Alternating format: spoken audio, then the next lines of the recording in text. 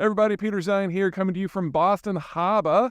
The news over the weekend was that in Argentina we had our first round presidential contest, and the two finalists who will compete in the first weekend of November are a guy from the ruling party, the Peronis, he's the economy minister, and a guy from the libertarian field, which is Javier Milei. And apologies if I got that name right. If you win, I'll learn to pronounce your name. Just ask Bernie Mohamedov of Turkmenistan. Okay, let's see what to say.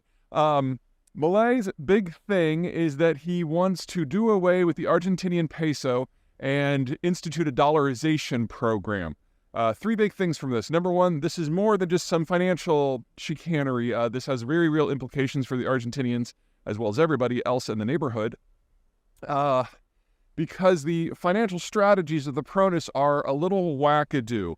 Peronism is a very non-standard political and economic ideology, and it combines the worst aspects of Venezuelan socialism with corporate Nazism.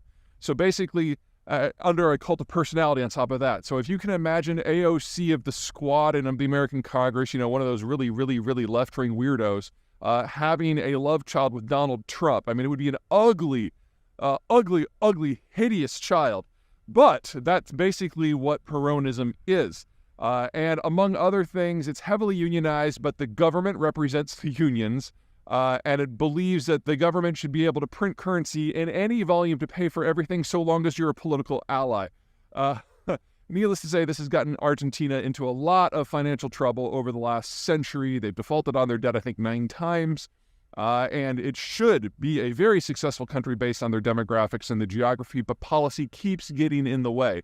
So if you're an American who thinks that you can do no wrong, bear in mind that if you wake up every day for decades just trying to wreck everything, you can eventually become Argentina. So there is a limit to what we can get away with.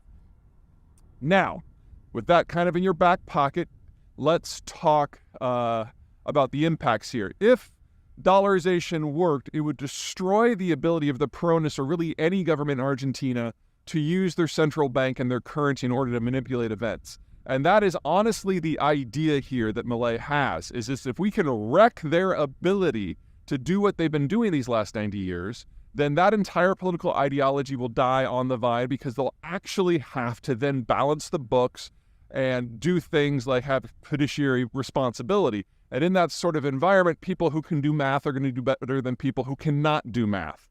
So there's more at stake here than simply having a balanced budget. It's about eliminating what has been the dominant ideology of the country and has been very damaging for generations.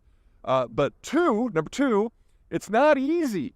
The first step to dollarizing the economy is to remove all the pesos from circulation. And that means that the Argentine government under Milei would have to go out and get a lot of US dollars to buy back all the currency. And the government is completely broke. One of the reasons why the Peronis are printing currency like mad. So the first thing they would have to do is come up with billions and billions and billions of dollars in order to buy up all the old currency. Now, doing that is beyond the government's capacity right now, unless they do a mass devaluation. And if they devalue the peso by at least, say, 3/4, so make it worth at most 20 to 25% what it's worth now, then the number of dollars that you need would be significantly less. So in order to stop the budget largesse and the hyperinflation that comes from that, the first step would be to trigger hyperinflation. Needless to say, that would have not just economic but political outcomes. So not something that could be done easily, lightly, or without consequences. Which brings us to the third thing, whether or not it would even work. The whole idea of dollarization in the handful of countries that have done it is they believe that their institutions are not sufficiently responsible to be granted independent monetary policy and control over a printing press. So by doing away with that completely, basically ending the central bank, you then have a system where everyone is beholden to a much more responsible monetary regimen, that of the United States. You can cue the laughter for those of you who are gold bugs out there. The issue with this is that there's more things that the central bank does than just regulate the currency. They're also the lender of last resort. They're also the regulator for the banking sector. And if you have a central bank that does not have the capacity to step in and help the banks in a system that is as fiscally wobbly as Argentina, you're also going to have a bank run, a bank collapse, and nothing behind it to stabilize it.